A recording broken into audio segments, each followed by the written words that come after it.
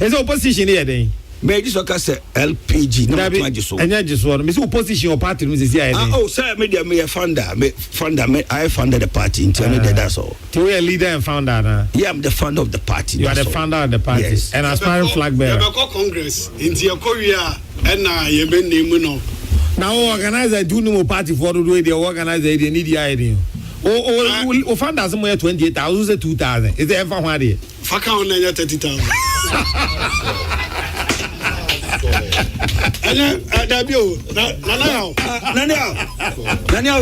Nanao. So on what me mobilize 28. I me mobilize 2,000. Tell me here the party will be here. Na party so bebre so de omo there ba. Say say na dey amaka ba no so dey GCPP for bay. Into ni membership. Say kra me nim do your party ni do. Because phone calls are menya no. Nipa eba no. Adi I me be say. And unim member if you come say bam chika mube. I don't know what happened in voter region for some reason. People calling me from home. They're calling me from home. They're calling from where what is happening? Own to Krom Kasa and Jomo from everywhere. That be also from Kabro from Kachi. And now my team Krom Kasa. I'm going first person. I'm team Krom Kasa. How have you? What's one have you? Anyway, LPG. LPG. Musome ha na masome ha na ye de Ghana konkwa Madam ase musorenko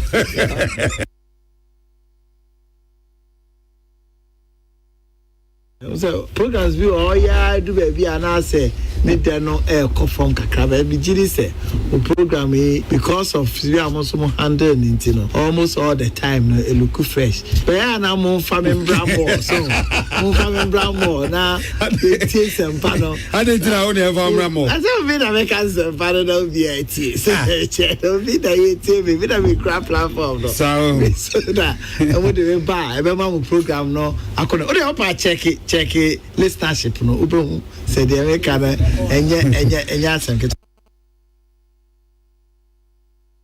come on Bono region 12 constituencies I have 12 over 12 4 more for Nana any say and fear 9 year na emwa kwa da bi kwa bola so a omunya aduane ni Nana Dubai aduane abusa ma ne kwa da bi say Wamukwa bola so omunya aduane di enti omuti Mahamadi no aboa kwa da bi de Mahama biem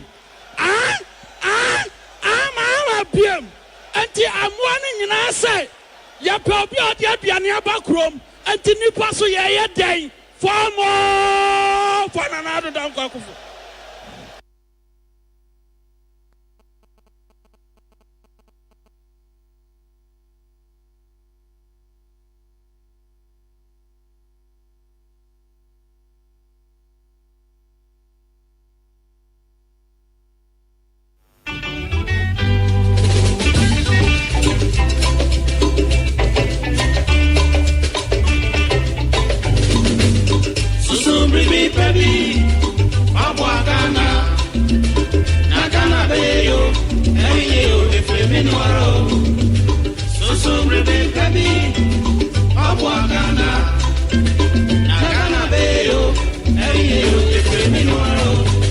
The platform, Apramen and Yapani Pompeiso. The platform, the Cardinal Nana Yaukesi, Son Sonchi, Ason Senchie, and in Senchia, Eko Batako Bramai and Sinukoso, Atwa Petiaman Timfi, Asansa Krokotiako, the platform Suni, Asisin Konda Sisia Jack Amatran Konda Trenufua, Brana Yaukesi, the Cardinal Tiajamu, Ewo Peace, 104.3 FM. So the platform, Odoso Pio, Adi Doso and Sempudium, Amanyosam, Abrabomunsam, Asitremunsam, and Yamansa who was on some, and it's a wood will be adia, and in a Shiana Yakasi, the Cardinal, Wanina Pamfo, our the platform to be so, Wo Peace, 104.3 FM, and Jordan Ukweda Numre Biada, a free no or Chokopim Nondu. The platform, our Peace FM, and somewhere is here, the Abba, the Acro, and the Yatian, the Yahu, Ninjani and Udina Apreto, and the Nasombina Yansia, Nabanuswa, Emia, the platform, China Wajunibi, Ghana,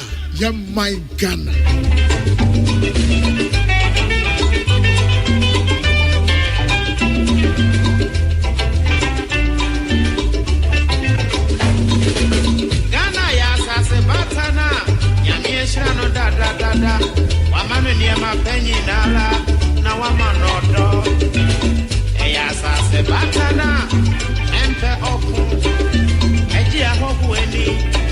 sebi mpredwasa watwa kontromo ye buanichi na wafa ngwaso asan hye ho sɛ na mama na asre kuntem na mama na patria to muntem na obi a wakontomo na sebi ye di wagina himfi a ye toto wano na oposa ontohwe na oposa ire I just say why ready say ufiri wa awunya foforo abe so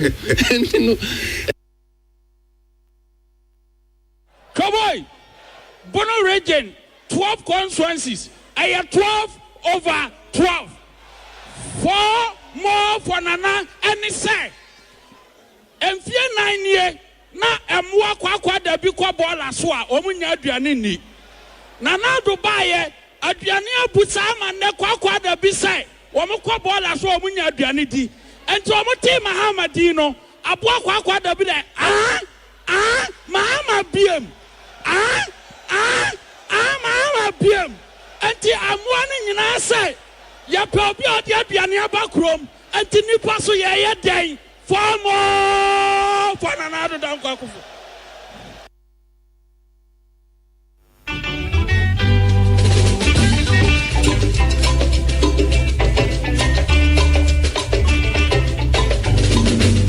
Susumri mi baby abwagana Nakana beyo, eyo efeminwaro.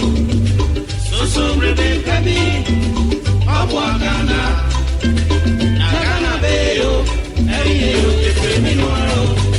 The platform, Apramen ani apani pompe yiso. The platform, the cardinal nana yaukese. Sonchwe sonchi, asonsentwe ani nsentwe a. Eko batako bramai sinukoso. Atwa petiama ntemfi. Asansa krokotiako, the platform suniye. Asisi nkonyo asisi edwa ama atrankonyo atrenufua. Bra nana yaukese, the cardinal tiedwamu. Ewo peace 104.3 FM so. The platform, odoso puyo, adi doso ensempudio amanyosam abrabomu nsam asetiremu nsam ani amansa hodo so nsam ani nsa hodo bi ade a ani ne hia na ya kase the cardinal woni na pamfo our the platform dwumadie so wo peace 104.3 FM edwada ni ukwada numre biada efri no nwotwekopim nondo the platform wo peace FM ensam wasisie de aba de akro ani de yatia ni de yehunu ni nyina ne ne wudi na apreto ani ne sombi na yansiai na banu so a emia the platform Chine wajuni bi Ghana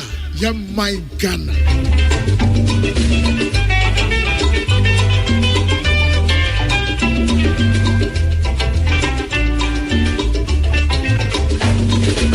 Ghana ya sase batana Nyamieshira no da Wamanu niema penyi nala Na wamanodo Ya sase batana Empe oku Eji ahobu eni Neke biasi asubie Inti asemena use Yasum gane iye Anya sape Dachi nchirima Beba bebo ye mfo Inia Susumre bebebi Wabwagana Nagana beyo Eyo Ekwimi nwaro Susumre bebebi Wabwagana Nagana beyo Eyo Ekwimi nwaro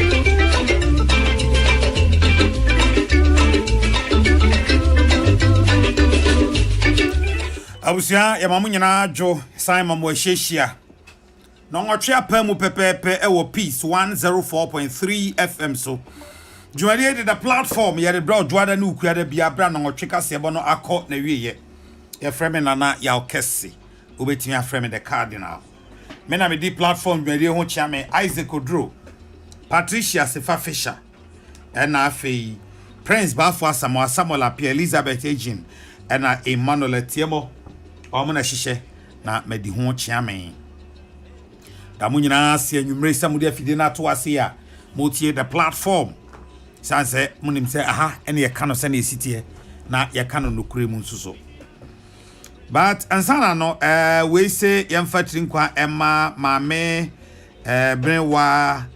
Brenwa ye secretary Eben K Construction Company Limited wo Ekropon dachi na boss Kofi Mante our well fixed roofing and was say mame yemfa happy birthday mount advance one awoda ne nyandrum nim say yo chena maame bne wa we secretary eben K Construction Company Limited no work upon that chain Kofi Mante ye CEO Well Fixed Roofing or say ye ma trinkwa ne awoda pa kra ansana edru ho na ye kan CEO sasem no na nwumre so eden chiasronko ema Mr. Godfred Ando Chief Executive Officer of that Midwest Contract Works Limited ano contract one ema wajo moajo enimsa ho ye pa ye hu na ache but ye moajo nyame nti enimsa ho ye pa nyame sunti ho be kama enti Mr. Fernando enumre team platform so ye moajo pa na ye bobo so kona enimu nsema aka nyina na ye de bremo na ya transfer platform so yi Ghana pa say ye te fa ye bobre ne sen ye bobre pa ene sen ye ko anim ana ye ba ye chi ene ya to cement boom send them ya aware da fuel bo be kosoro petrol ni diesel ni nuanom e bo kosoro ene so ho asem e wo ho Ghana kai kosoro we kosoro na djuma fo ma sitire mo afi mu pe na kosoro ana wo bebe wo no a ohon men kan den o mu pe na kosoro ana da bebe da no a nti se asitire mo ankasa honam mu ne abrabom ne botom etisen ya behwe ena nwumre na asem ba ko so aba se ye ka ho asem Ghana apa se Rastaman I Bingy boy.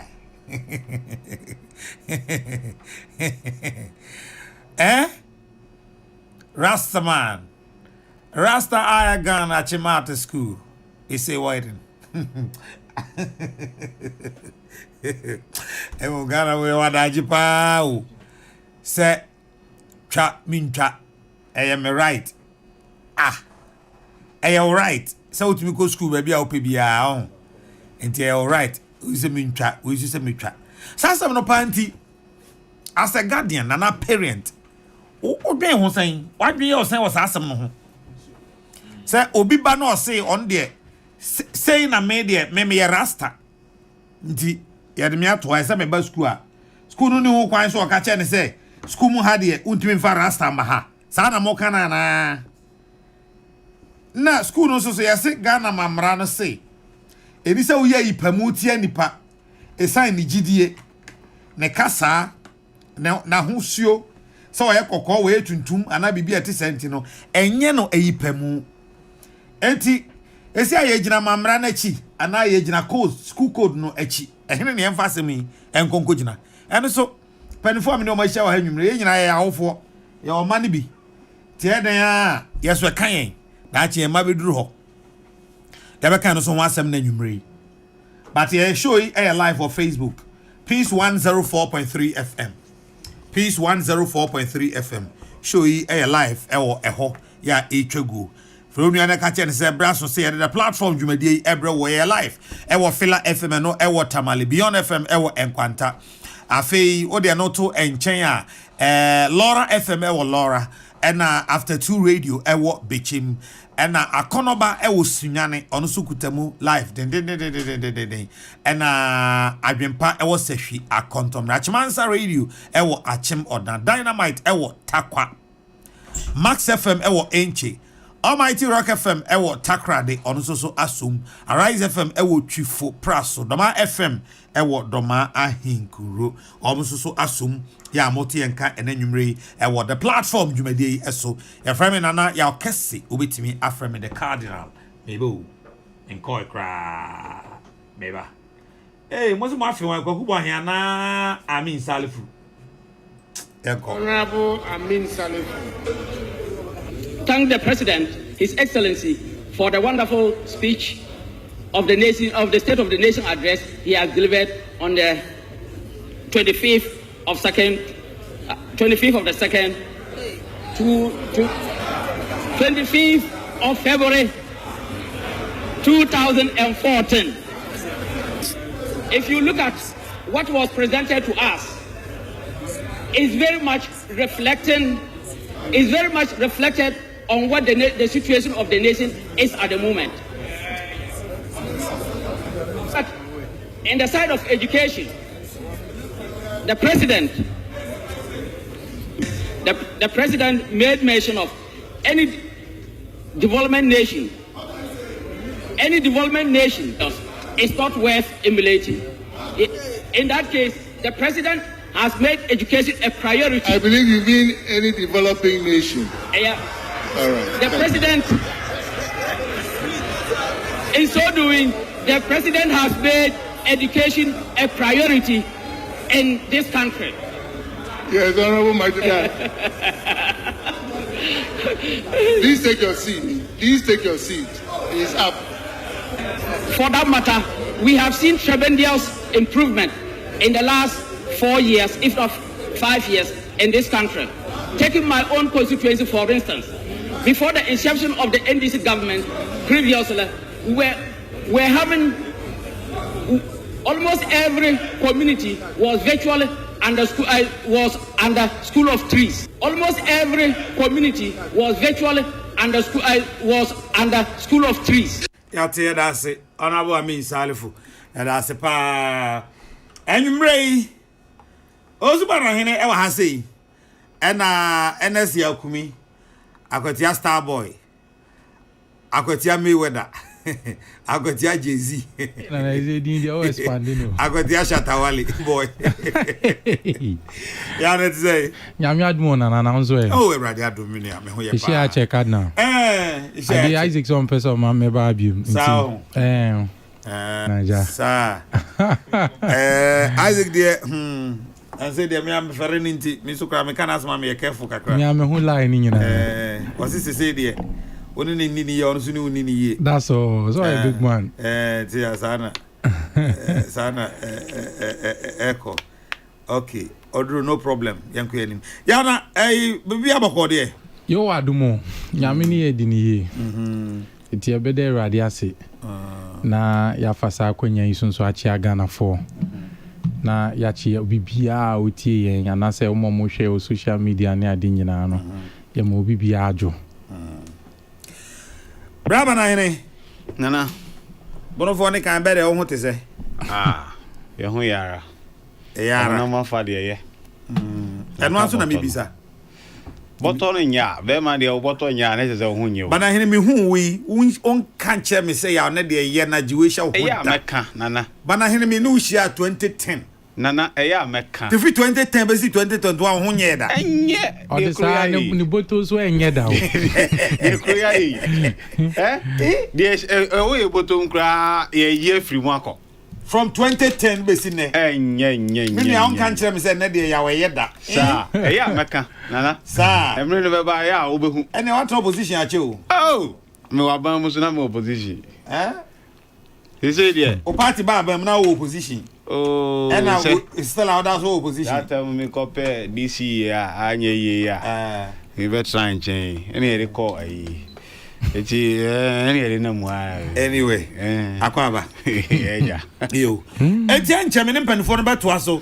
Wadwinkyere ni nyina ene ye beje fa e wo Facebook. Afi mu amode text message no WhatsApp no ba na 0556 platform your WhatsApp no 0556 700 0556 700 0556 700 and on a line ye de adwuma mo de aba life na no so ye behwe na yakenkan e de amamo ewo ebrepam na concerned youth of Ablekuma North say petition to the president against the municipal chief executive of Ablekuma North Honorable Kofi Ofori aka Bella na womo asem nyina ne se papa no nyame anim nie omo mpese ombehu nanim biom omo mpese ombehu MC nanim biom bone ben na papa ya omo kratai omo the copies akoma vice president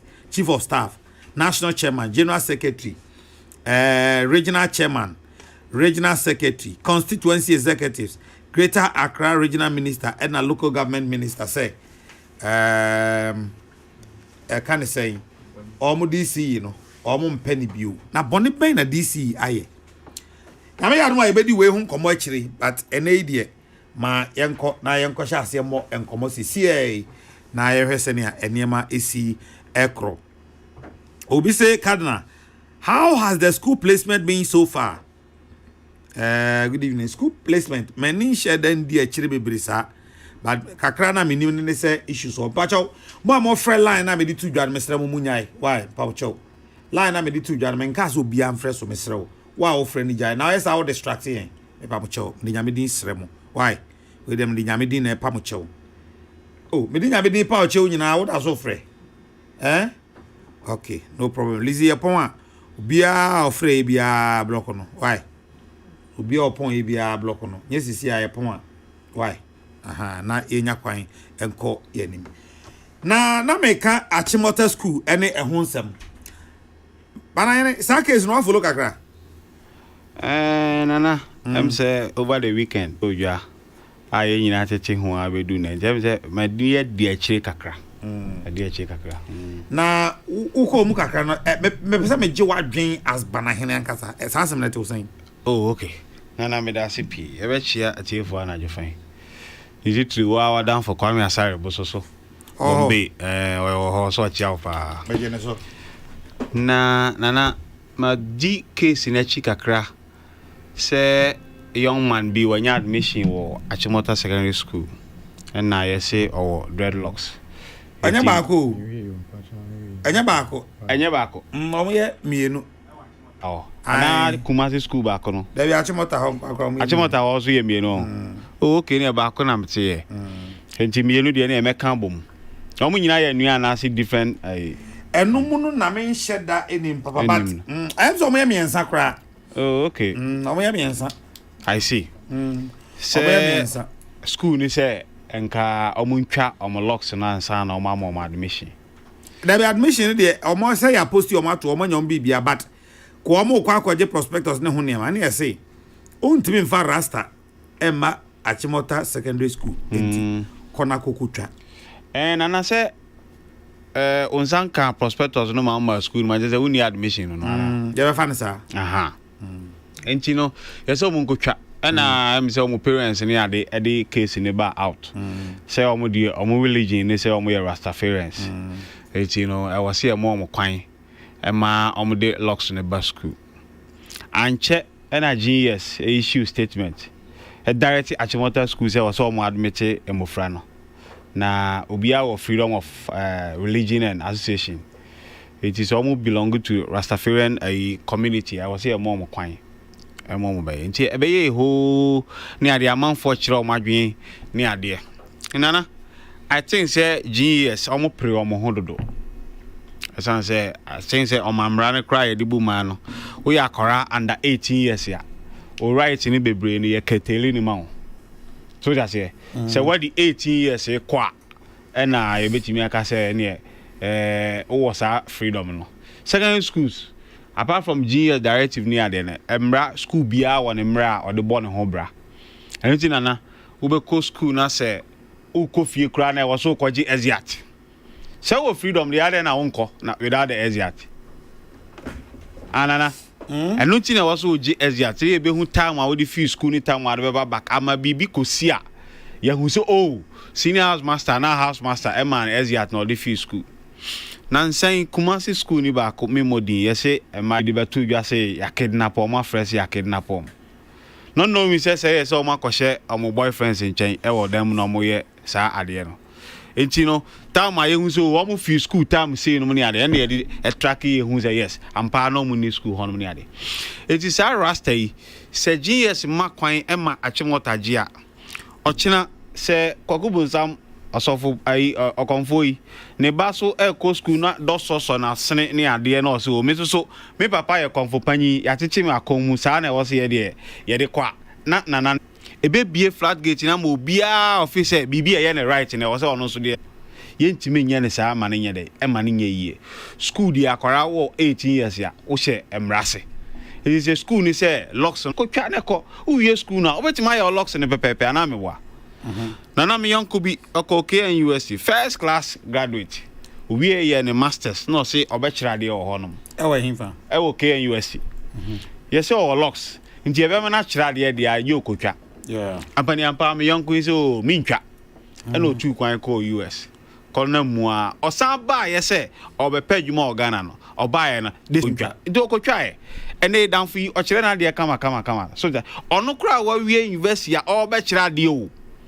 So that yes ye ntwa. Enti ye ntwa na ye ma wadwuma. Se no nti wako. Se papa yi se ne ma no omo ntwa akora no ba ko mate se wakasa se high school no.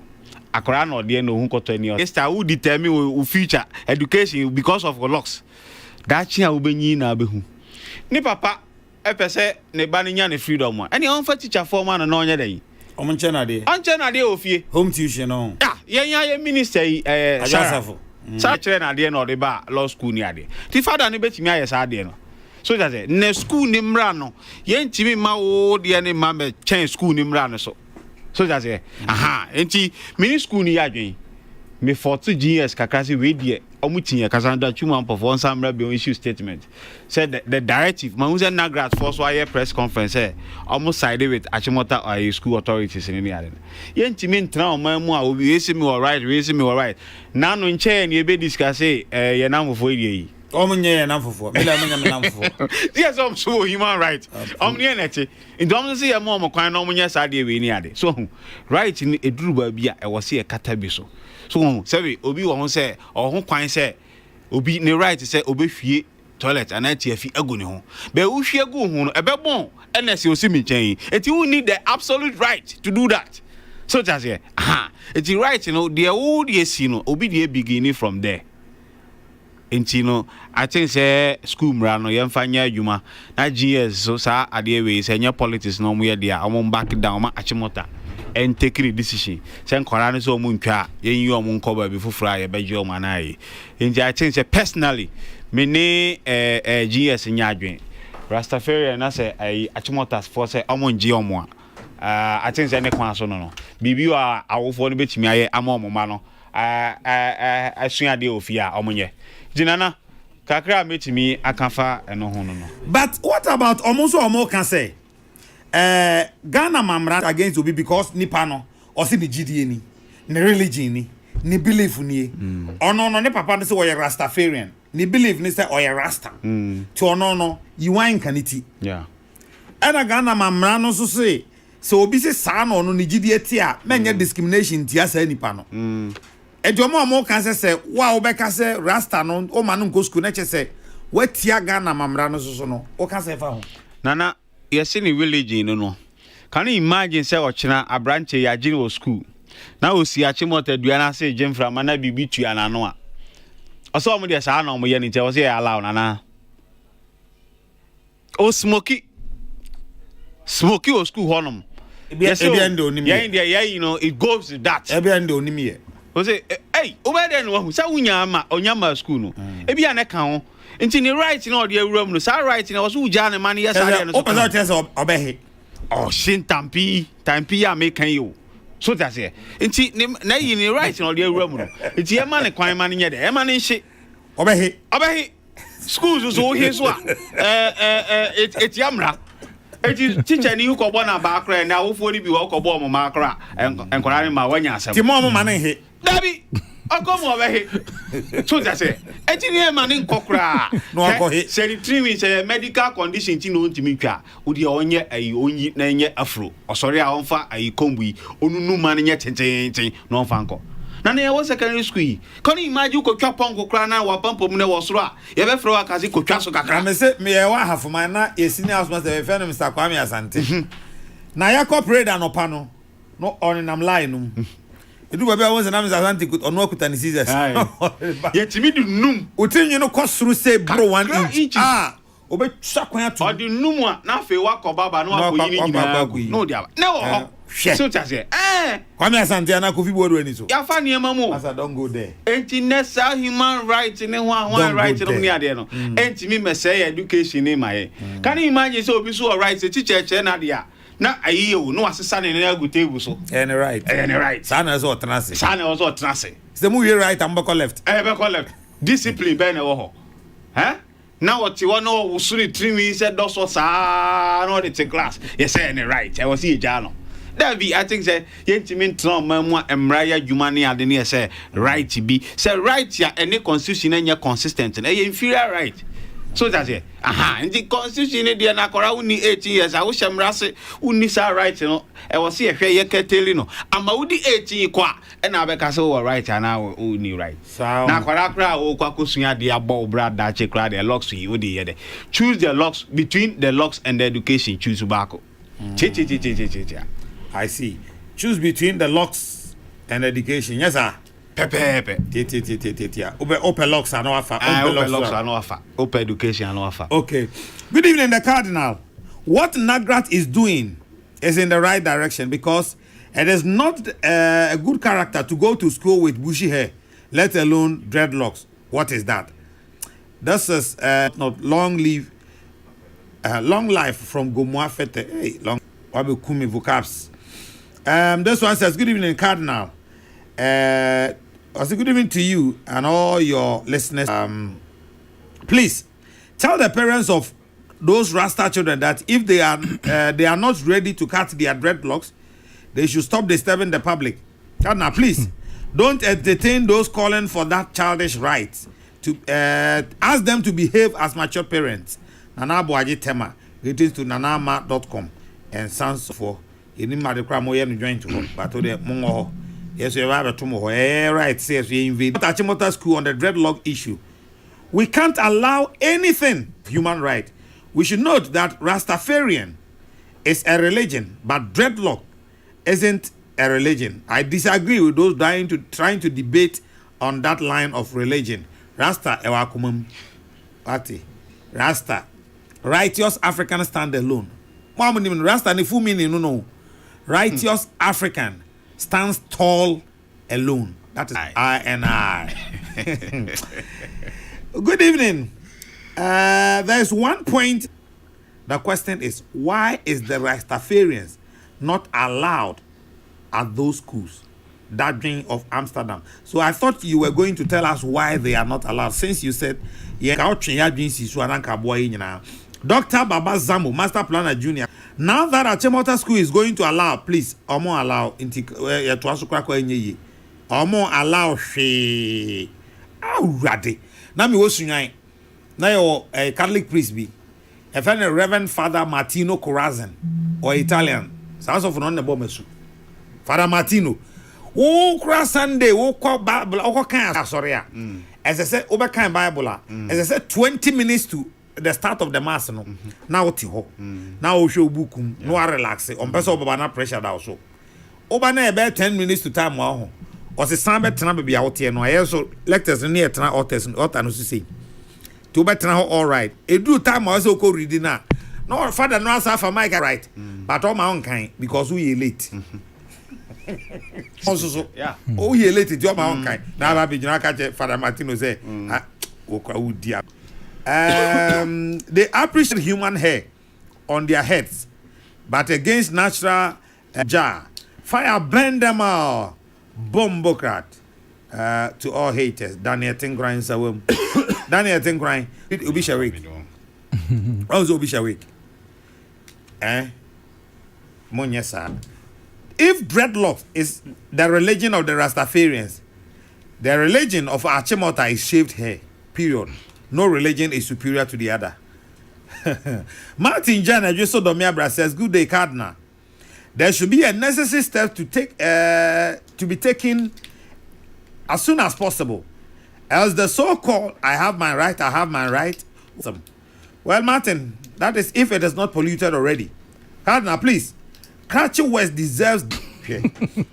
Oh yeah, here no there. Hey now, having a dreadlock doesn't mean. And then I say Rastafarian no. There are a lot of Rastafarians with their dreadlocks. I am one. Greetings to my wife Doris Obin. Me a Rasta man, but me not dreadlock. Rasta no saying what's a kron me radio. Ne wo ho no. Na nko a we gina ho. Wa ka no kre no. No kre so nya fa trinwi na ka no kre. This is too early. What is that? Omo backtrack you. Jesus the munyisi so. Omo Christ so. Good evening, Nana Akasi. If you want to promote and protect your religion, please kindly set up your own school. Just as others have done. Simpliciter, Nananto, Mankranso. Me kumaze Mankranso yasemini okay. That one says, please, you read without my name as Sokoriko Fodia, Facheme why? Mate. The Achimota Secondary School has the ultimate dreadlocks. What examples are we setting for our children? Those students should teach them at home if they like. It won't happen. We want them to understand. This won't happen. It never go happen. It even can't now. We will all sacrifice our moral right for so-called human right to the extent that gay people can even have the audacity and the guts to fight for their so-called non-existent right. This is shameful. Gastim and Brekum. No, what to say? Rastafarians have the culture, faith, and religion which the child doesn't want to compromise. Achimota School also have their standard values and regulations. The school can't lower their standards. Henry Takwa. But what can be so almost say? Emre bia ni shishe bia no a ene Ghana mra enko pepepe no. Because of that inconsistency na ene Ghana mra ni nyanti no, that emrano is null and void. What do you say to that too? Maybe ya kumidi ojeshun law kakra kakranti. Obetumi a chechire mu. Cardinal, it is good that GES has rescinded its decision. GES for next time. Go for it. And my name is Justice Osei. My question is Rastafarian a religion or fashion? If Muslims are allowed to wear mayafi or hijab to schools, then why do you deny them? 2, did they attend JHS? Is that code of conduct different from the SHS? More questions. Allah. Omeo. Nana. Yeah. I got the other na someone.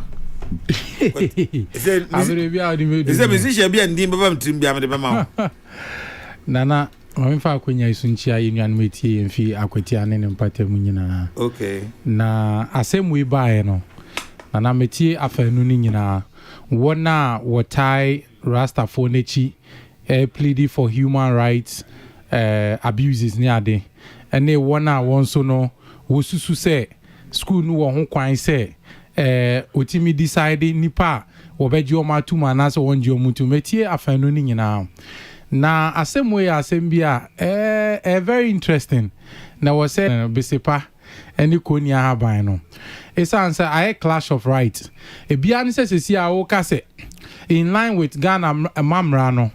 Che se emra bia ene Ghana mamra no ebo ebre bia no to the extent of the inconsistency no avoid. So what I say eti na che se wo hwemu a womo a mo kan ensem say oh school ni mra no entimi nsonsen Ghana amamra na na say emra pon no omo asem no edimu ansa na utie articles a ebi mo cite ewo ya mamra nim from article 14 25 28 amo cite ni nyina they justify say amamra no chepefe say abofra no wo ho kwan anaso entitled to education anaso sa right to education no utia initial uti no to asum easy no aka say oh we the school for school no ne rasta man no end ni ye nanso enye niama nyina na ewo say nana won say sometime ye ka say oh u read emrabia you look at the letter and the spirit of the law and antisa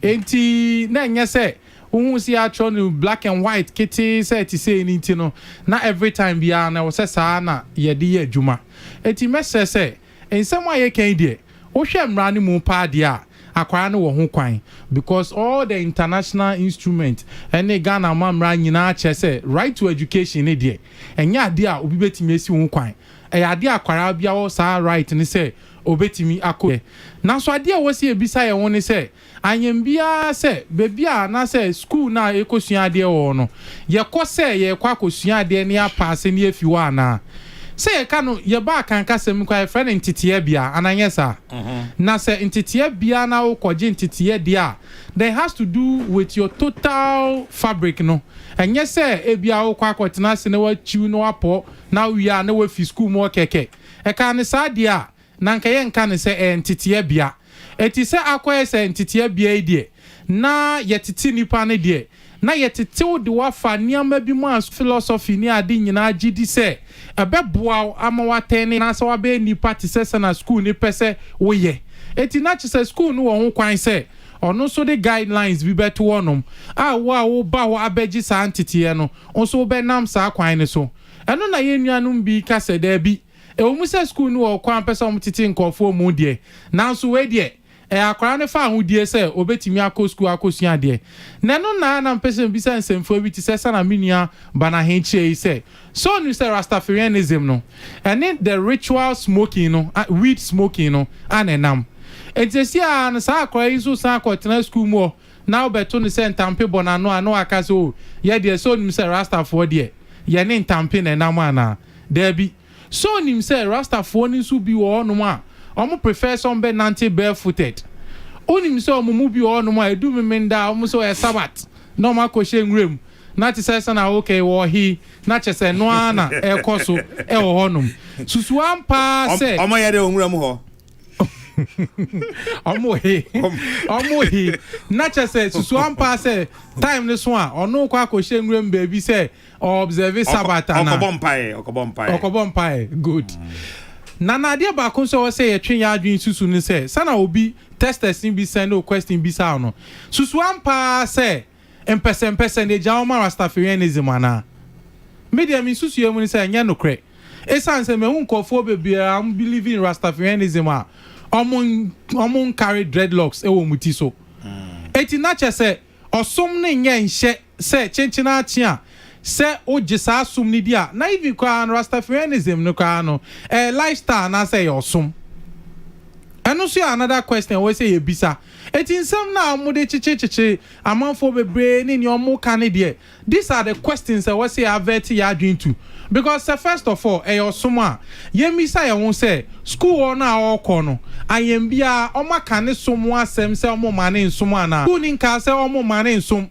eti first of all no untimi mbeka say there is a freedom of religious way say religious worship say and your own kwan say otimi de ne som era there be because that question has not even emerged at this stage. Okay, me nua ba yakonama imasoa yakonama de ba kubia ba I think ebe boy discussion on so the another angle ba o say so we can article 14 ho asem me kan asem okay nti yakonama se yankan article 14e 14e say for the purpose of the education or welfare of a person who has not attained the age of 18 years, or for the purpose of preventing an unlawful entry of that person into Ghana, or of effecting the expulsion, extradition, or other lawful removal of that person from Ghana, or for the purpose of restricting that person while he is being lawfully conveyed through Ghana, in the course of extradition or removal from one country or other, upon reasonable suspicion of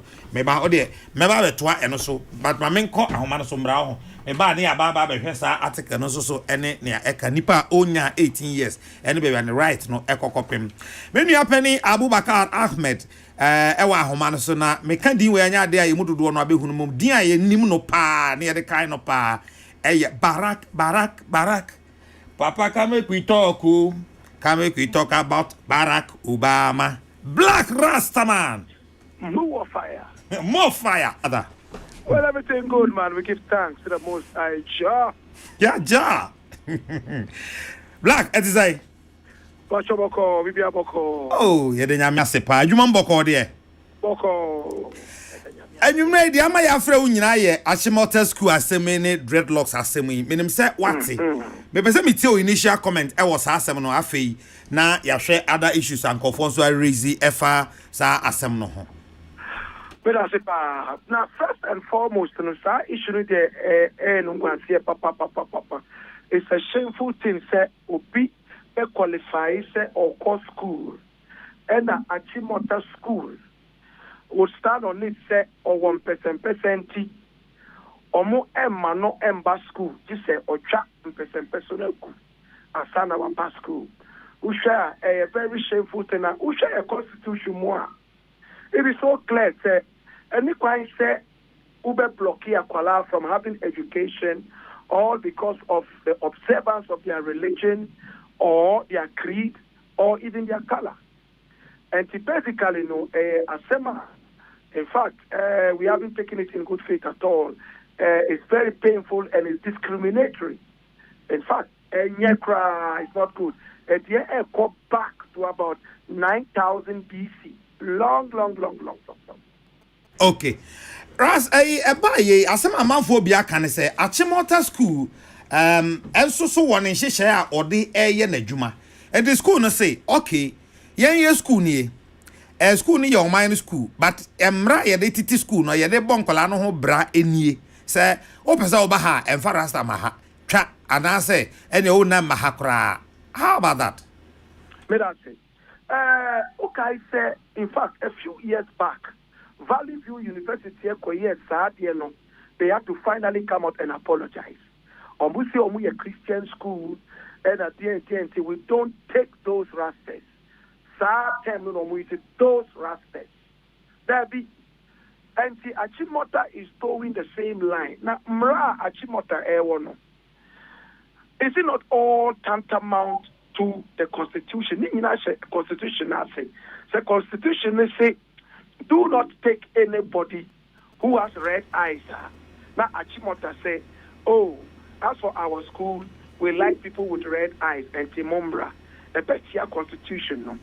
Constitution say everybody is at liberty to practice their religion. But Black Rasta on that constitutional matter, no. What's our kind Article 12 that talks about fundamental human rights and freedoms? Right. Me perceive me kind 1 and 2, no nafe me kind 14 this is so nafe yetwan common so. Or say the fundamental human rights and freedoms enshrined in this chapter shall be respected and upheld by the executive, legislature, and judiciary, and all other organs of government and its agencies, and where applicable to them, by all natural and legal persons in Ghana, and shall be enforceable by the courts as provided for in this constitution. 2. Every person in Ghana, whatever his race, place of origin, political opinion, color, religion, creed, or gender, shall be entitled to the fundamental human rights and freedoms of the individual contained in this chapter, but subject to respect for the right and freedom of others and for the public interest. Now for 14E says, for the purpose of the education or welfare of a person who has not attained the age of 18 years. So where do we reconcile these two? It is very simple. I don't know which one of them you want me to touch on, but I know very simple. Fundamental human rights. Muamu Constitution say I have the right to practice my religion. How does the Rasta or the dreadlocks mitigate against any other person's human rights and freedom? That was school law. There is no way. Me a Rasta. I have my locks. Me Rasta no born sebi. To the point say Obibeka say, oh, a born tea and to shadi. And I said Rasta no me flingo left and right bubono. And because of that, the studies. Aka Rasta. Rasta boy. He's been able to go through brilliantly. Now, boys here at Chimota School say they don't want them. Almost fashion dress, so they were born Rastas, but we are 17, but we are 16. Yet the Rasta no warm. So it's not like they grew it. The Rasta came with them. They've never had a haircut. And how does it trample on the fundamental human rights of another person? And the Achimota there, so much arrogance. Now, Omudi Pamboy see, all because they are not Christians, or they are not in conformity with their norms and values. They are wrong. Black, we cannot be Christians. Rasta, a religion, and a movement, and a thing. Okay, I don't know. It depends on who you ask. Okay. People are fan to say a movement, but majority are fan to say a religion. Okay. because Rasta no his own sets of rules and worship. But me Black Rasta opinion on it. Black Rasta. Good. And to me opinion is that Rasta is a Pan-Africanist movement. Okay. And a SIA way of life. Okay. Bible okay, so many historical events Rasta Number 6,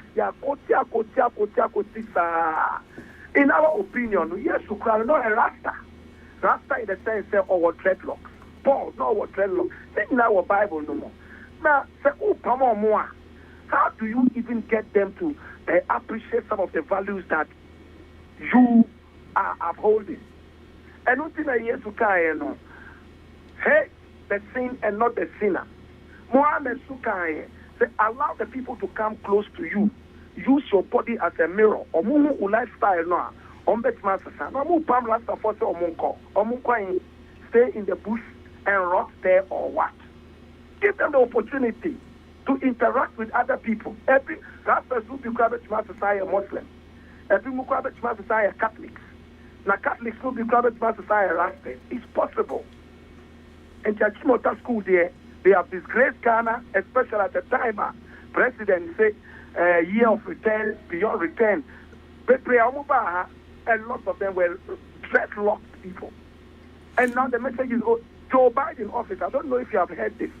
Joe Biden, Ghanaian AD, also released a statement. It's a disgrace that Ghana is behaving like this.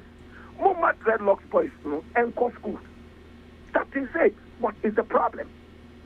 And Rasta Mpacho, dreadlocks, no? Yeah. In Rastafarianism, be it a movement or religion, no? Robena a dreadlocks no a playum. Oh, me that's a one a identity and a two so and a little scientific. You believe it say hair no contains a lot of power, and spiritually also the hair itself contains power. Anything as Samson, he never had a haircut. Yet trying the hair no. What happened? He ended his life just like that. Yet Sam said, where is your power from? Or see my hair. And to who can sign that? And so what the hair does to you? Haircut disturbs your scalp. It disturbs your cry. Now, Mati said some Muslims are allowed to wear hijab, veil. Maya in a Timothy school. Indians, they can wear their long hair. Europeans, so that's my hair. That is in a Rasta entering keeping a natural hair. And if you see hairstyle, Rasta, no. Yeah, Rasta, your friend style, no. And your hairstyle, it is part of our body. And the style, it grows without, we don't control it. A bit small growth to say anything. And the word Nazarite, no. Nazarite, Hebrew, Nazar, on cup vine. And the vow of the Nazarite in the Bible is all about the only vow in the Bible which is talking about the vow of the Nazarite. And Nuna, yes, Fumone, Paul, Munina, Efayeno. So we are entitled to our religion. Your religion, no, and how it doesn't hurt anybody. Because we is against the country. We are following the Constitution. Constitution says, yeah, we know what to do. Finally, we and Rastafarianism and to Robena link near the Oh, a costu hand in hand. It's like a centinini fufu. Oh, okay. Centinibia na ope fufu, but fufu is something that is not only eaten by Asantis, but it's related to Asantis. But we are Rasta there out here. Rasta for the pray, Ewa, Omunum Mise, Enum Winda, Lucky Dube, Onum Bida, Raskimono, my mentor, Onum Bida, Muta Baruka, Rasta for Yinaping, Onum Bida. And there are so many strong Rasta people. Muta Baruka, Onuko against smoking, but here you use marijuana in so many different ways.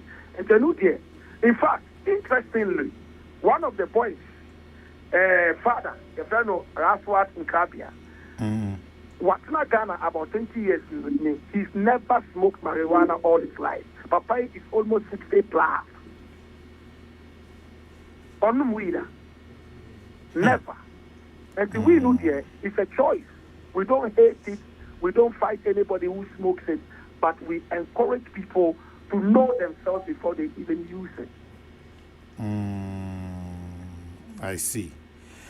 Brabani, enyumre yadawasi. Bibi achiri madwin mesa ba ho ne abon komo. Why? Right. Respect. Yeah. Black Rasta Abubakar Ahmed ena ye freno na hutedin ene Black Rasta. Where Juma e was Xylophone FM. Where reggae musician or the end Kasai. Raya. Nana, was a asema na manugusu American. Like I said, a ye Rastafari come and say me. If I be no, or more quine, or more right to say an American. As a Ghana mamrano, enshrine certain rights. But right now you can want seven. And yes, already black and white na and one no. Also already the E part no of Article 14 no Emma Black Rasta no na afe no or to identify so. And secondly, na sema o can say discrimination. Me sure say they are discriminating against enquire no. Where there you say so pese oba sa entity MBA dia ye best say sa tinwi na good ti so no twa. Na de many ka kese ni say Black Rasta kasa e no wa mana de di pefe say Rasta ne sebi. It's just something that any Rastafarianism no and but anya dey in shekiti say e was so bibia enya Rasta e woni ti so eno na me dwe ho a se me ya wofo ana se me na mo abemu ana na se memu ano o ma wofo position a me de anka mehwe so ama me bana kwa kosua de ama wafimu ama de aba bebo ne bra sabi Rasta no affinity so a menye sure say ebia ontimi sa engro ne back na se almost face say you right on beje ne kete dia sana midi kan no school no efe bi no tie both sides of the argument obia asem ye de na ebe take Supreme Court na ebe timi determine which of the right na a clashes esia no the way on betimi determine which one is superior because me no ka say no say school bia ana say school decide say enquire uniform Sebi enye bibi ntie o aside say for the uniformity purpose say enkwani nya will look alike in the same different values in tia school no be shemra say obia enhye uniform When say Kobani say we uniform kwampo fi on one, there will be class distinction in the school. Be won say sikafo ni ade omo hye ni ama kese ni nyama expense sebi no be encourage braboni e wo school mu ono. Enti say o ko school anasa o entity bia enu tin ye hye sa laws we mu na say ye de sa regulations we mu no to se na be ya obi bia betimi edi so na timi aboa ma wo ni afoforo amo nyina no masetena timi akoye ama wasua ade ye. When say one more make argument Emma school in so no e so raise question say na say Ghana mamra say who are right to education other international instrument universal declaration of right ni ade ni nyina say who ho kwan say obetime nya access to education ya foul na fe ya fa we no so bi tu na ni si wo so na ukofo mra bi o school mo na wo si we yi we fi wa say no wa na wa ye eti abese se afenu ni nyina no me nti na make say parent no anya wo na wo kwako eji santete no eti where you need to conform to certain rules no message say also mo conform to rules as mo encourage omo ma no hwe mra ye wo secondary school no na menyonku bi was starting here sane one also no Nazareth also Nazareth ni eti we jani tinwi ana speech and prize giving day Obi a winning overall best art student no art me na me science student we winning overall best art student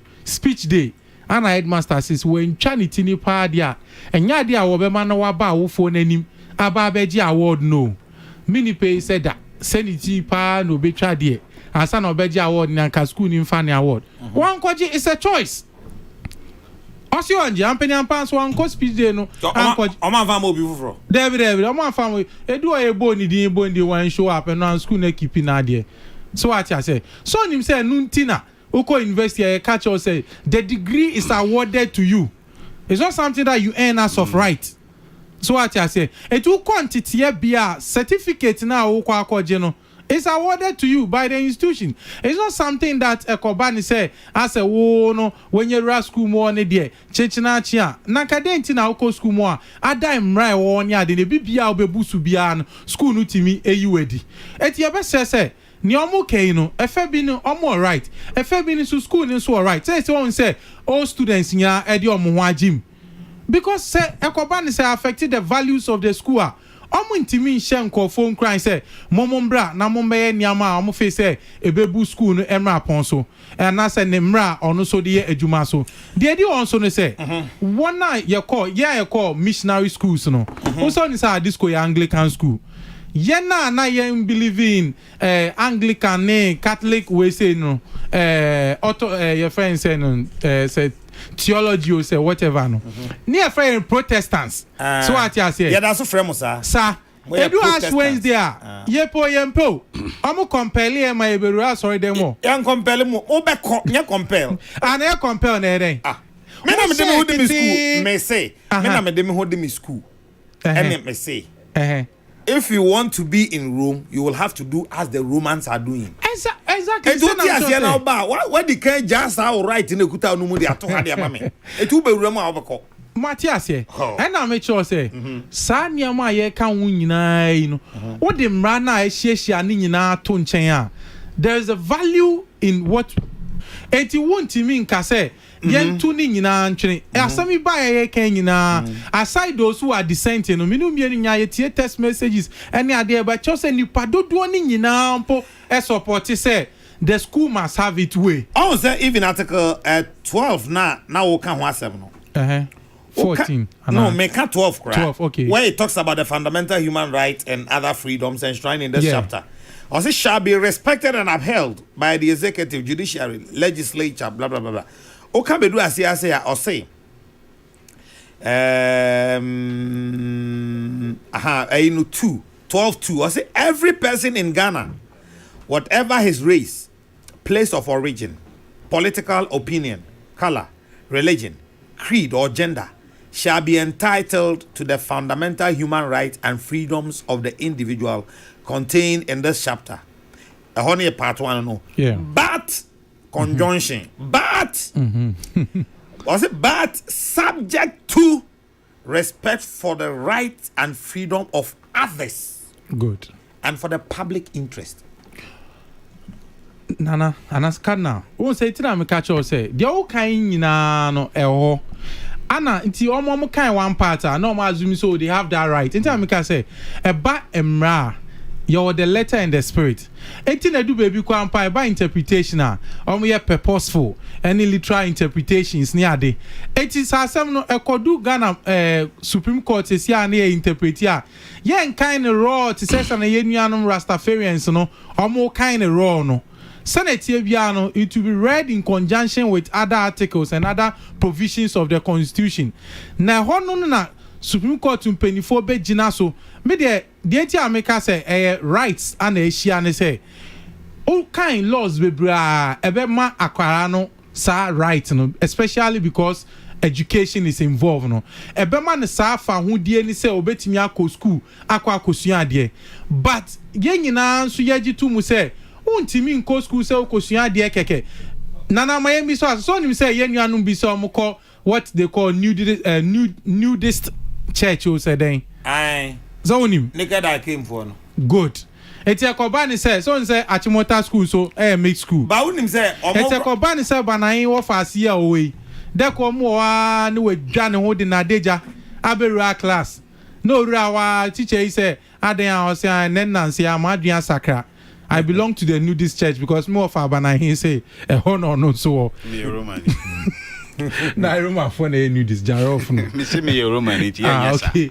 well na kobani sa obi abejan be kasa freedom of religion enti enja no onye ni ope wo school mo there be enti mi mba ni sa enti na media make say there is a limit to all these things musa say omo ye Rastafarians and they rasta no and I said dreadlocks no and enam enti omu nya dreadlocks no but ne ya me ni wo kasa ida kwara ni ntitiye and ewu hia enti sa 3 years spell or say 4 years obedi o school no na no rasta ni ngu ti so a say bia no nche say na onye rasta well because more out here question I'll be say Black Rasta here or say he sees it as a Pan-African movement.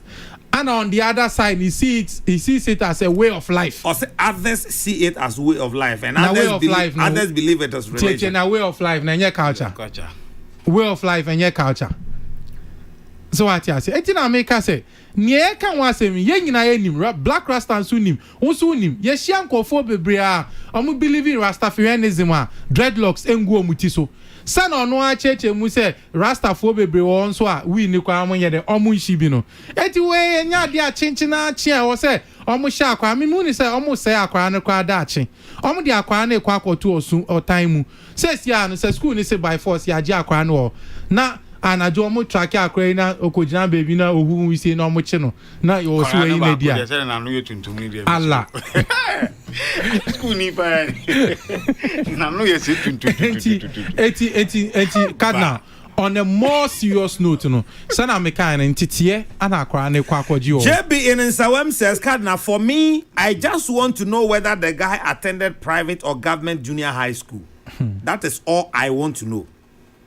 And also a valid question. Every institution has its rules and regulations, and whoever wants to join that organization must be ready to comply with this, because that is what it used to operate. You cannot enter that institution with your own rights. Cardinal, you see, the Bata drama does not enter a mosque and ask where is the imam, meaning one should know just where one is welcome and what to do. Pythagoras theorem in a Jumako Besiase. Or the Bible 2 manumere, I don't know. I mean, kind of crack our Facebook and some of my common text messages and also Nadia. We will say ukrum pressure ukrum by anything. Eric Dankwa says the Cardinal, my boss, whose late son was denied entry into the same school after he successfully passed his BECE 2 years ago because he had dreadlocks. My boss believed in Africanism and vowed never to cut his children's hair when he was alive. Trust me, this issue has come as a big relief to the family. So what happened to the boy afterwards? Eric Dankwa, please come back and tell me. Boy, no, 2 years ago, I am watching motor school. No. Then they see and person who's a boy no call him. I am interested. I want to know. Exactly. Come back, Eric. Come back. I really want to know that. Daniel Kwakuni Patete Utu Breku Nanaya. When I saw the hair, in fact, it explained they should stop that. And Kama Foster says, I'm sending this one from Achima Iribi inside Achim Benin or Benin. The Cardinal, I support what Achimota school staff did. What kind of right is that? Emmanuel Ifa says the Rasta must go. Simple. I am a Rasta man. Prof Choco, is it a crime to be Rastafarian in this world? If this Achimota guy were a white man, this issue will come out or they will hide it. Let's be realistic and stop being hating ourselves. Not all the Rastafarians are weed smokers. The hypocrisy and dishonesty must stop. Nice show ya Nana Akese Agnes Mensa. Thank you again. Sikapa Kwakusa Akodi says, I am at University of Education, Winneba. Hey, please, the issue of human rights that some people are raising on this dreadlock students, Nana, make them aware that human rights, humans, not human made for rights. We shouldn't allow this into our classrooms, otherwise our school system is doomed for good. I support Achimota School. This is their rule. If you can't abide by it, go. The world is now shambolic because everyone wants rules and regulations to be broken for them. It must not be allowed. Nana Hima Despite says, greetings to NS Yaukumi and MPP Abanga. Omasha say no. The platform show will not disappoint. Before you organize the BM or MP, and you know about time baby before you organize the same BM. Man recover answer. Eric Zakwa Cardinal. today the boy is at John Tay Senior High School. Okay, so that John Tay, a private school on. John Tay Memorial Yes. John Tay a private one. Private. Yeah. Simple. So I say guy and say 2 years near the ban or John Tay. So private school. Akismi says, as Ghanaians, we need to be careful. What type of nation and human beings are we? At the moment, it seems we are closed-minded, bigoted. We have shown ourselves to be against human rights. Okay, ode mami fancy na baby awode ko no. E ho de ukosoroba for menye human right. Said that's a ni say. Me de metie makono nyina hye obi to. O say we are right. Masa ja mon kasa sen kwa masonti. Nana ya. Everybody, please. I am Nana Kwame. I want to ask the one in charge of force works that when will they bring the forms? Okay. Rainbow Castle, every school has rules. Simple. One who said Rasta might be Ghana Armed Forces that. David, so your form allow man from police service, one who Rasta man order. A prison service. Police form might be crack or twerk cry as your almost go school. Twerk one that's not a discipline. Anyway, and I will be so sending me a message. You say, can you imagine? Say, Ulo morning so nearby about school. None in ICC form. I said, no, so you're in the right. Omu feed the almost champagne. Okay. Now, more papa, a damn ho, I must cover classroom near dormitory. No one could take at the children. I am waiting natra. Now, Obiswa send me a picture be a school for Uncle Damusha buying Jesse 1, 2, 3, 4, 5, 6. And I could be General Montevoshenica almost 6 in I. Omnyina on pese and I say yes, we are preparing for Achimota Senior High School in the future. Yeah, Samu. Okay. Allah. Charles Nyamina Samankese. As a facilitator under GES myself, I'm struggling to understand the point Black Rasta is making. Nanayao. It's not whether who smokes what or not. But the issue is that Mama Ignisi so. When such persons mingle with students, it creates an impression which has the tendency to lure others into the practice. Sure, me wa a professor beyond. Me professor be o UEW, no a pro VCF no. Oh, Nandi the only Andy contest as oh how. Congrats, Prof. Congrats. Na me say papa no me best lecturer of all time. I'm on Fontias here. One me kankasa to the stand them go school. Prof bet me from say nana ya be say uncle lunch. Me akoni akwa kudidi. But to the my NC classroom na me misbehave na hwa de. Yeah. Say Radi Yesu. Me share lecture bi o wiase a watwe me mu chance papa no da. Papa it me stretch me ama me to say Prof, papa, yes, Bunambu, papa, and Kamakas match, papa. This was all the first class in the I'm in the first class in or stretching me and Casama Musa, papa, no, stretching me. Still, I grow in Yami. What I so stretching me. Yeah. So what I say. Yeah. I know, but say, now, I'm a prof. We apply school or Ohio University on natural. My imam. Oh, Andy, Professor Andy, dear. Professor Andy, dear. Okay, Mamma can say, Prince, I or say the argument of whether to allow this dreadlock student to attend a senior high school or not has become very controversial in Ghana. I think I agree with Ernest Yakumi that the Supreme Court should decide to bring peace to Supreme Court. Nobody has invoked its jurisdiction.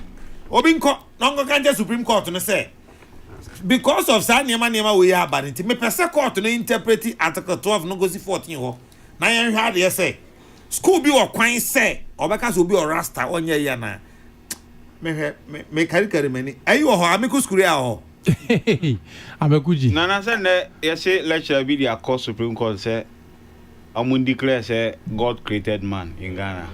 Sir, that's true. Minim that of the Kenyan lawyer, but Ghana the Ghana and sir. Yeah. Sir, Supreme Court didn't declare saying. Say Onyankopon a born nipa na theory ni bi de kire say evolution theory. Charles Darwin, evolution called Charles Darwin. So. Yes, maybe I will be better matter also the across genetics and evolution.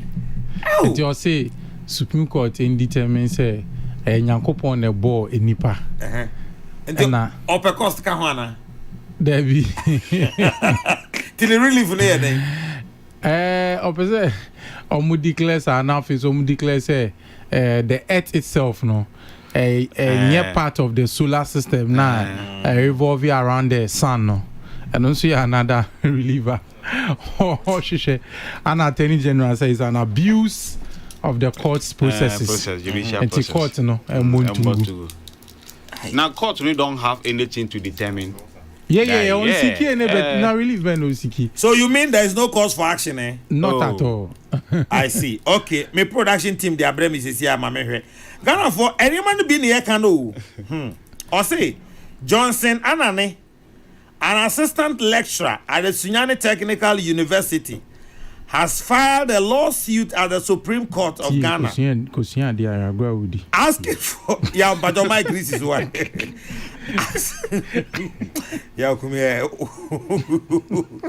Asking for a declaration that God is the creator of mankind and not through evolution as advanced by scientists.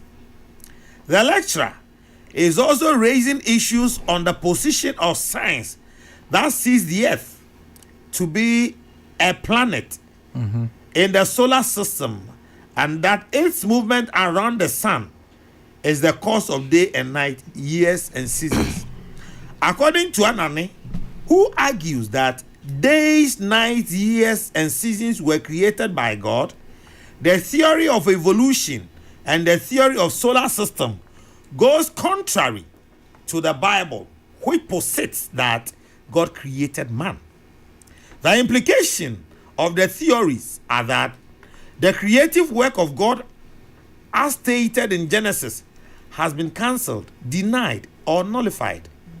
He stated in his writ. But me hear say me lawyer no ase ha. Mamen camera the motion ni nyina how, but I say the plaintiff was advised by the High Court to take the matter to the Supreme Court. Okay. Mamen me pese o di kan dey accept no Kumasi High Court to decision over that matter until vanko. Pamcho mo amu ni lawyer no test the lawyer ndin ma me why. Pese me hu ni lawyer no enti. Anyway, mamen and I'm mamen fa ko kakra sen ma beje mo passing comment on this. Second issue enti me anka ho asem because I can say omre and e point. More e point 10 o'clock at 20 minutes. When you men fa course no me fa we enti we no feel. Sao. Mo pen sa. Let mo men fa ko no kakra. Then e tie you EIU na na den. Enye EIU no. Budget na den. Ghana enne wasitinamutis. Ana sa asitinamu de we nye. Enye den. Enye how. Enye how. That's network. We still believe in it. Why not? MPP. Why not? Why not? Sir. More kudro. You bet me at to any gym pa. Sir. Yeah. Moto petrol. Toto taxim. Yeah, near to 2 petrol, near to 2 taxim. The exigencies of the time. Wage exigencies. Some new and they are no say. Oko China. China me Ghana. Me chow. Say me chow say situation Ghana finding itself no. Say we Ghana and island. So in a global you see in a global economy no where the whole global economy was shut down. A mine inside was so we say mudi no enkoso ana wetimi anye scampo e dey about coffee simu no. At this time of the day no unane akese o kasa ene no wo mind ben na de anije kasa se ni sika sem gina brane boba akudin ne enko yanim enti o pesa o kire sen ne pesa me che o ne se yo mra edi su na mra edi sre eti se mra bi ba na nyina yesu a na waja o sire ne nyina yesu ba wontimi nka se ene ya wiase nyina si apene enam yawe kodi ewuo ya aba na so be business kwa mind ben na ne ko business. Almost every country by then last year no bia a shati the economy. Obia shati access. Dear business and Ghana ya covered by yentimi anye. Oh, na question I will be say. Minu mienu nyina ania na ye shati na airport shati all the borders are try en we share nyina. Amani nyina. Hwema according to the world 6 million people who face starvation from last year to this year, which is double the number as at 2019. I didn't now face it sir. It will face a and omo predict sir. Why are the numbers showing so? What check it World Bank report? Oh, massa. Of world or Africa or Ghana. 20 the whole world 26 million people or say pay. Now check it 2019 how many people? You see, read the thing, read the report. How many people faced starvation 2019? Then why has that pandemic now? Man kasabi bre. Any pandemic. So the number was small and it has more than doubled. Because something happened. Emperor. Ah, the man. Emperor hunya botre. Ye be sada be bi ho kopa. Boy you tie there. Ye be hear dan nya ho Isaac experience no so kakra. Me bo interest was asem we mu pa ntimpam chow. Mo my experience no kakra. Why? Mr. Mo 0302248787 257900 257901 0302248787 257900 257901 mo friend line na me to dwane nyina maka cha mo se ye pon show na me block you mo ahwe amunya kwa mambio emfre line one na de adwuma na wo frɛ emfre na wo frɛ hyedem na wo ba UK waso de den hyedem na wo ba wa na se frɛ asembe kwa ni line no one na de adwuma me pa cho munya why yaw wetumi afa call ma me do abama ho man so no hello good evening. Yes boss Nana from today. Yehoadum Ochinya agune yo medas. Ebi 30 Martin so 30 na me pacho. The urban say ABO bi so ne culture ne say or the time ni sinatin na odi ko bebi biara. And so betun dia ku school ana. One love the kubolo. Any we tre say yemene school bla no enyi ba. Che Ghana ha ye de no. Da obia woni found no. Me say ebeka kakra. Ogun obi kwa ku school ati so otena upon course buko ku school de mo no otena so. Yenja in school ni yene djuma na discipline ni djuma. Bi MPP general secretary Mr. John Boy that level. Asada ya ode. Hello, hwana ba humanu so yi. Hello. Hello Nisa. Afabra no ne pro for Savlogo. Savlogo for what to say? Omo nyina ho. Yo, anwumre. Mi chiawa mi chiawa tie fo nyina. Na asama mudi tujano. Nkora no asam na mi di mazuru ba kakra ba ka ho. Fata se school no anjiwo mo. Afese sabi amusu kanu obia war Ghana yan jeya da chi krono kura obiba fiese o wara to se wo bokro no. Nti sabi an tambia sambiba ne kan se di mra sama kanu na o jesu school no mra no school no so omutiti nkwara no sabi obatiti omo da chi na akwara no obo oye na school panifo wu se di omo di ba school no omo di tina school no a bia omo sai nkora kan nti omo kasa bia omo ya bone nti Ghana ye stra Ghana panifo omo fa omo adwene ankwa school no di school no piano omo pinu sisa ma omo kasa school no ni rat se omo mpamma nkora no Mati meda se me chia Savlogo fo nyina Ami medase papa 0302248787 2579002579001 Hello. Yes mami. Hey mpacho ma onese kakra mami. Good evening Nana. Good evening no. Pajo ka se free Ama here. Ola enu munye kra sa obema onese kakra ka ho a. Free baby awjina no de free daddy nchen na jina nchen kakra mami. Hello. Yes. Pacho temen. I hane yen ko hobium. Me pacho school atem na wo ka no. The school no ahwehwe no. Eno no mo fanya djuma because ye nyina ye mako school wo mo kwa. Wo mo nje bi omutio na so ye ma omuyi. Ye ma omuyi omutino. Me kwa me tie my dread na so se me ko pa djuma bi wo baby na ye hia me se ye me nyi dia meyi. Nti ye mo mu ni. Enya za dia wo mo ko rasa for school.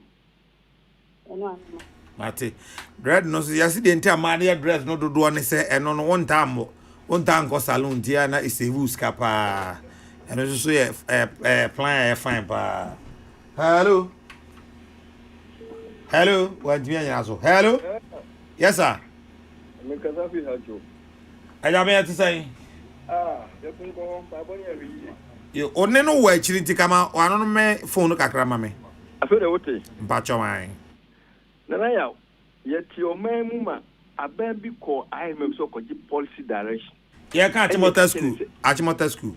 Achimota school. Rasta. Ai na ya. Rasta man. School no. Yeah man. Until say akwala be bi school no be di ne ho no de. E say schools no udi so.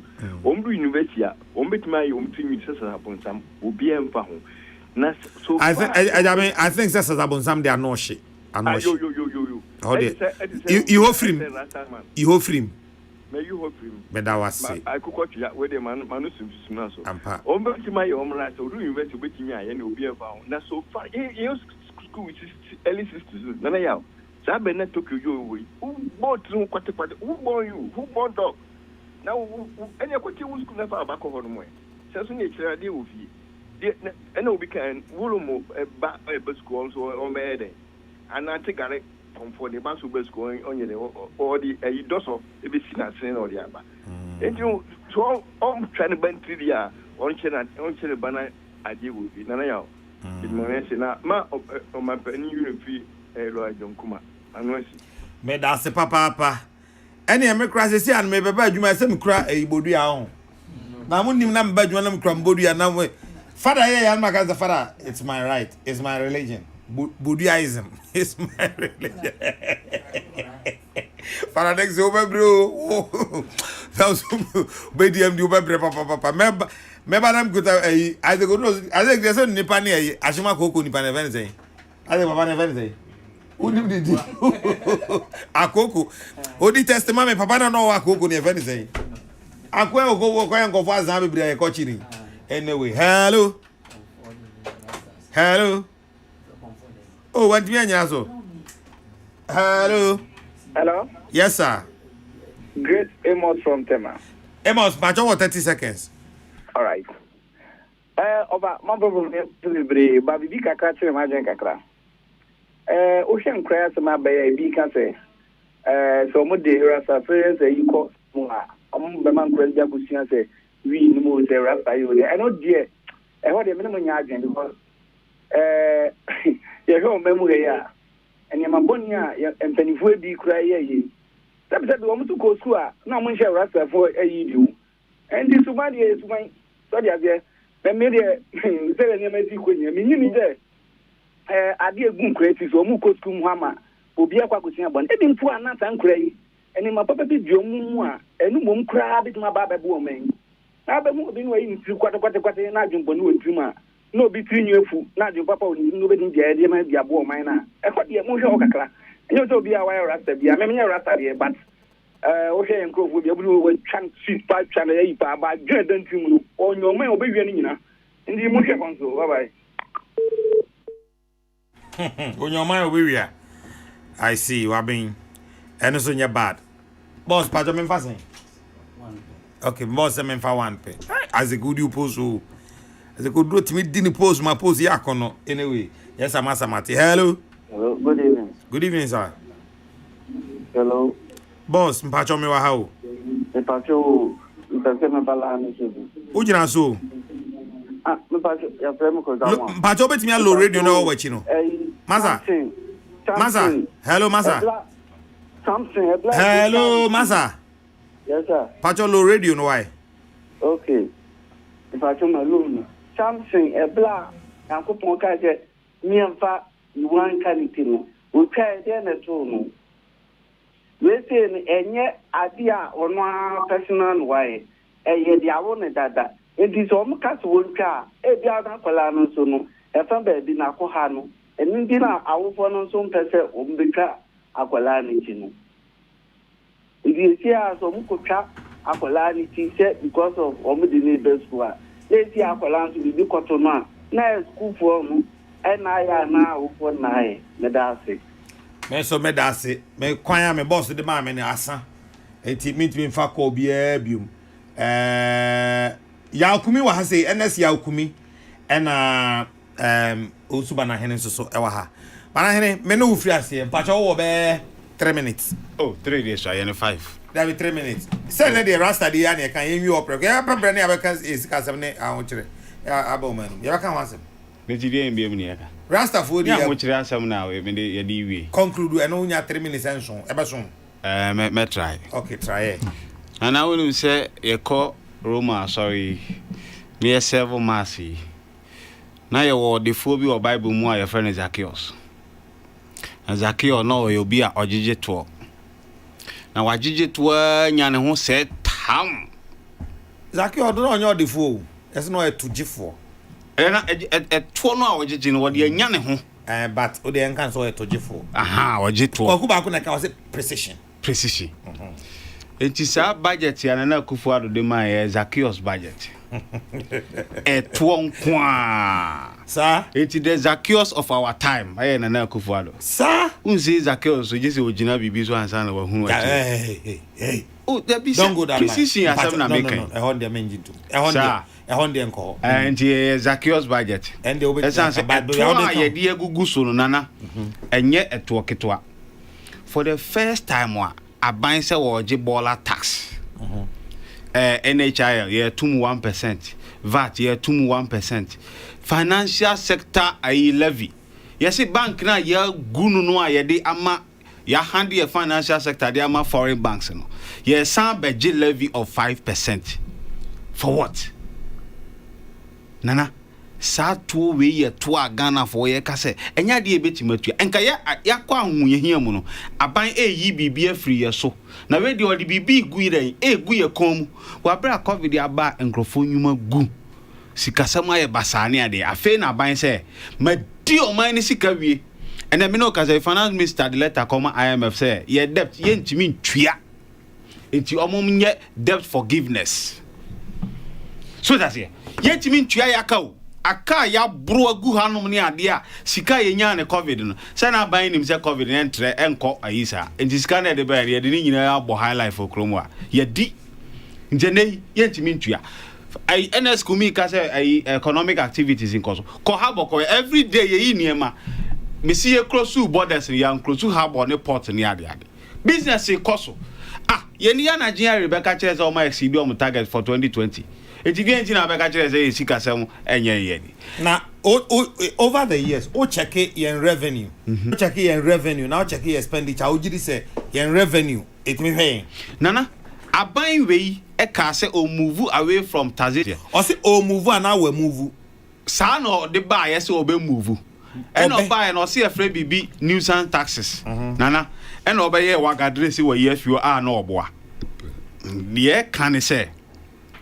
Taxes krana ye jejeno ene de nana kufuado bosia ba wa be bono nana ye tua interest on our loans and amortization 38 billion cedis annually.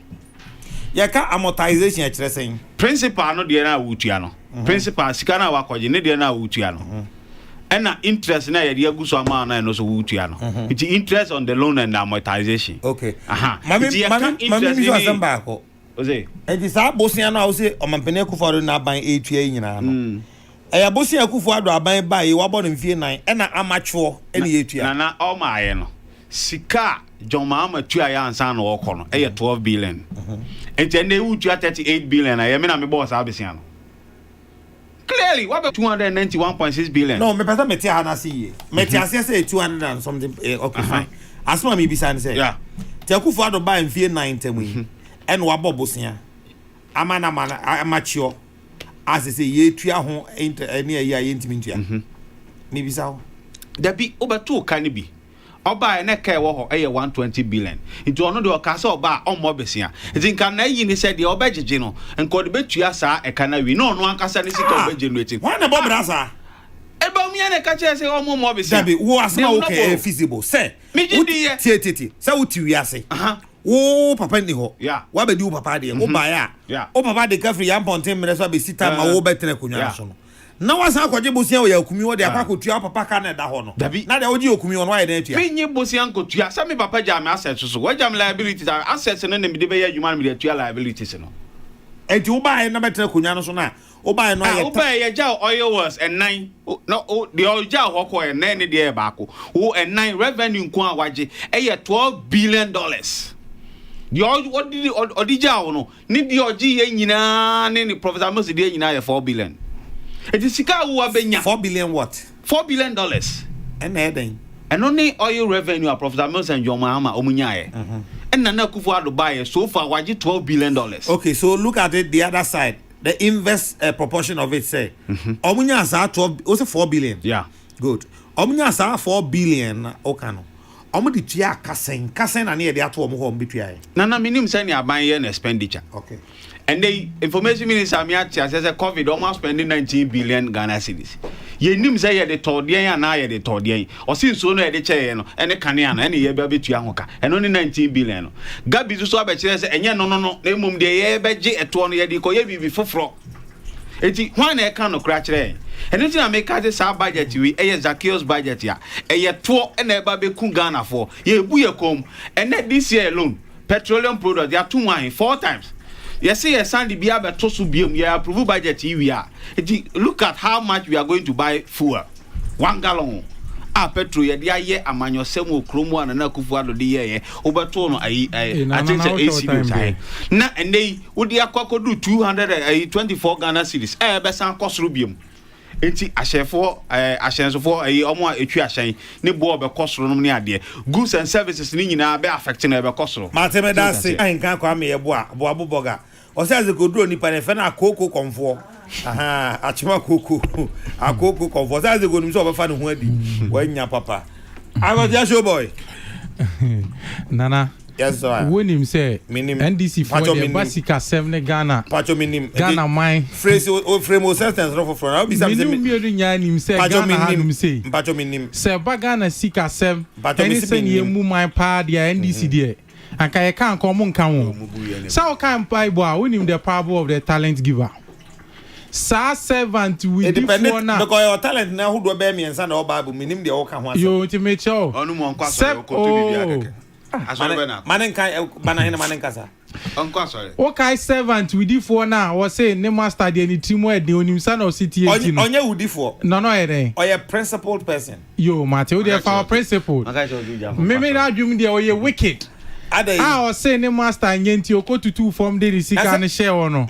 O say mra so jewade no. O say ne principle ne say.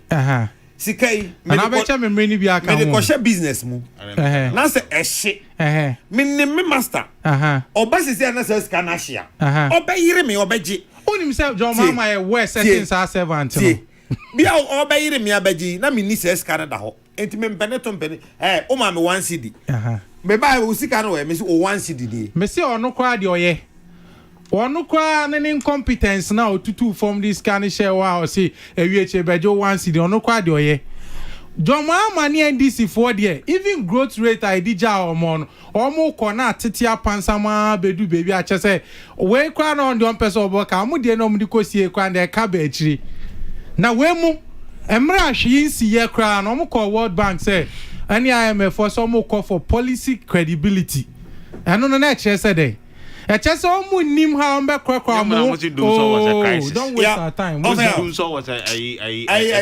bana hini jai no Dr. Bana hini jai bana hini behave Nana mama cho mo ba no bisa question we maybe say nyesa na mo ka kire na o adami ken ma dana maka cho sabu ka seska okrum ha se me kasaba ye hia bosia bo me kasaba na ye kasana me kasaba to aso ya we to aso aha ana me cho say Nana we mu emra hwe si ye kra no omobo bre ni say omo man ni titi ya kodu baby a opeja kra enye yi eti imagine the same incompetent team taking over and they are many woka say covid a chese o man bia sika sem engineer nkam amemmuo ben nanka ombebu a che Ghana for na question obi say ye ba ye ka say sika wo man ni mu no ye ka say sika wo man ni mu a ebia ni say obi say yenua question say ene interest on loans aye tua no eye bisia yen ya bo ana say bisia Ghana mine nyina bo over the period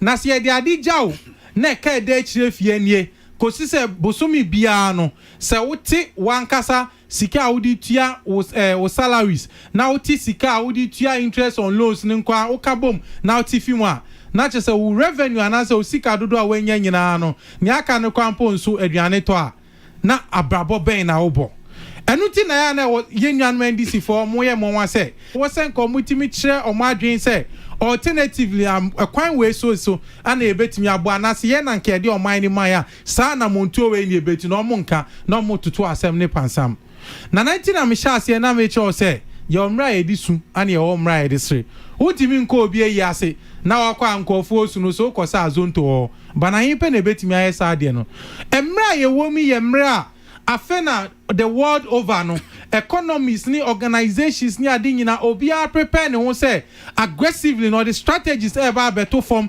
etimi aye nhyehyeye aboa manisika sem egina brani eti this is not the time oba be gina say oh an MPP for no mo ka sombe na see eba ye bi ye buy the first 3 years no look at the economic indicators. The average growth was about 7%. And na form net is saying. Munya to boy. A form ni here for. Banahene behave. I behave. What ya o ka Banahene ja. Some idea na mti.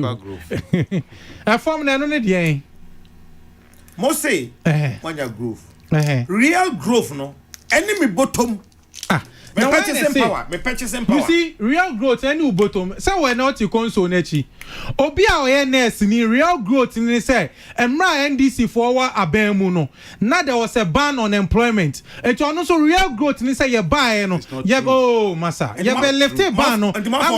O say ya fado do no nti say ni pan no real growth. Real growth ni say ye dey planting for food and jobs buy no. Oti oh massa ja. Oti minya savings. Banahene jai. Oh jai banahene jai. Mami tie. Jai. O say or they planting for food and job buy there. Nyan to boy say o say that was planting for food and job. Real growth. Ye dey buy no. Okuani bi etimi nya ndo buy e di kodua e. But e buy wenya tofo. E buy wenya tofo.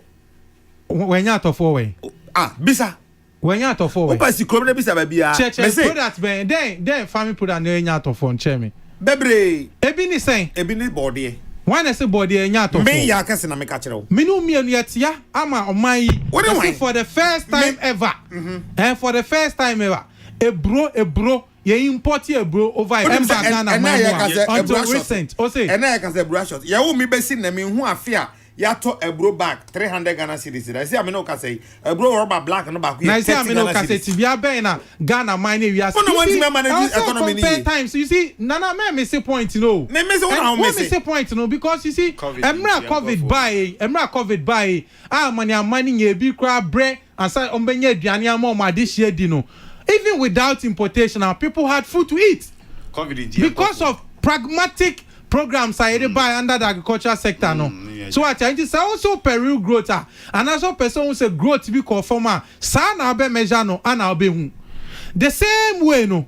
Sana na yenyanom no buy businesses say na nipa bi mu fa mu hwe o mu nkwa no. Real growth ni say MPP amanyo koi buy no sa challenge na ho nso ye betu anamo boy ama niama gina ye ama nkania ne ade egina so man nkofo etimi nya akwanya e de yo madwuma nkofo dwuma be na egui what who nim your ka Corridi Bank of Ghana report 2015-2016 say probe Bank of Ghana mo because open petition no be petition obi a chese no kre na go mu nim dia petition obi a chese wonyina so deliberate petition say when find out the meaning of petition petition obi a chese absolute truth there have gone out you know planting for food and jobs na pass waste time o say when I know the campaign you know catch John Mahama ni NDC govo we me no me ja mo antina na me mpesa o mbeka finance no because time I say enya ka no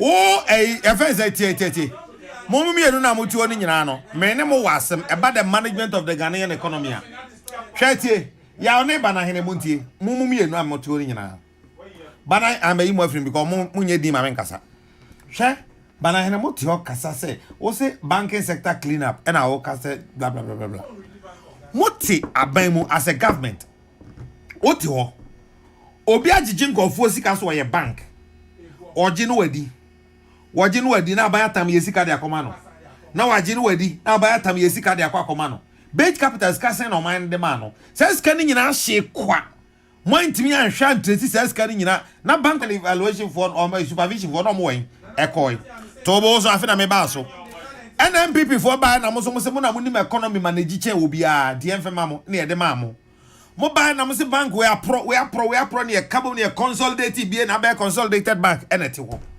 na so swam pass ye to man mu mo se obi adi o man ni sika nipa na ye dis kama na se onhweso no wadimi ahweso yie nti no wa man kofo sika akam aban akọbọ billion Ghana cedis e dey treat ankofo sika akam omo dis kan dey na mo ayan sankofo no.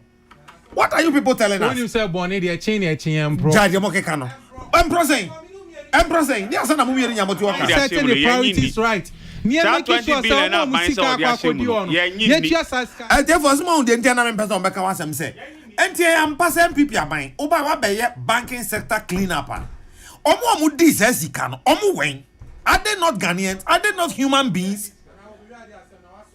Enye nipa na dis sika no wo se be am dey asan come here what's we asem no maso even the same because that be the American dey be boss no can meet boss now priority ye hwe nipa dodo musika akwa priority say me ntu tax meti hey tie usu tie so tie me adam person be tie me meti hey me nkodi obi sika obi fa ni sika mbeja me na obi se on do betimi aye bank wa jinkofo sika edi akototo estates ni ade munim ba bi ajapade nyina wo mo ntimi anko yiri sani para nyiska wasan de to aba beto say me meti ha me betua sika ni emfa nko tua sika na ekoboy no na wa twa ni enji sika ni Philippa no ansa na ye tua sika na mo mana sanka mutua 20 me ba sanka mutua 20 billion yi e de hu say asmasi obenten kotu ono no wanye na adwuma ye na bank wegu ye ene na nka Ghana fo nkasa na sa ban ni di bia kokot what so chem say unim say bia kokot 20 billion no mo bo unim na first capital for any of directors ni ade ye dem call bank ena modam call bank mo aben yan fana nko court ena kwa eden sese na sembe na o ka ti say unim so ena mo na court why na jina ena it's a matter of priority sa ban the sika untimi nka say enu ntino Says can I auction assets in a coin? Asset na saying. One can say list the assets in Bebre or Moton. Asset value ni saying. That be I never know publish a banks in assets are more season more auction public. It's just can a coin. Wabra Modiato I depends on the asset value. No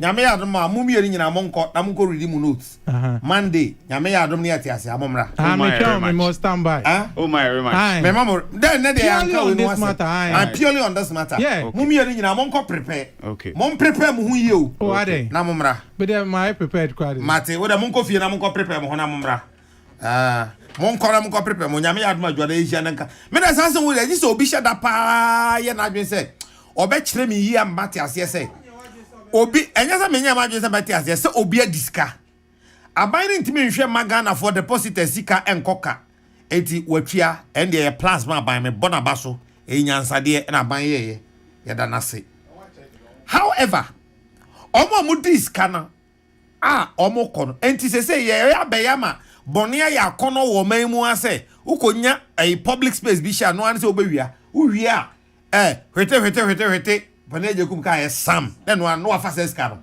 what na maza be twa tax amam se mi metua ende anya adwuma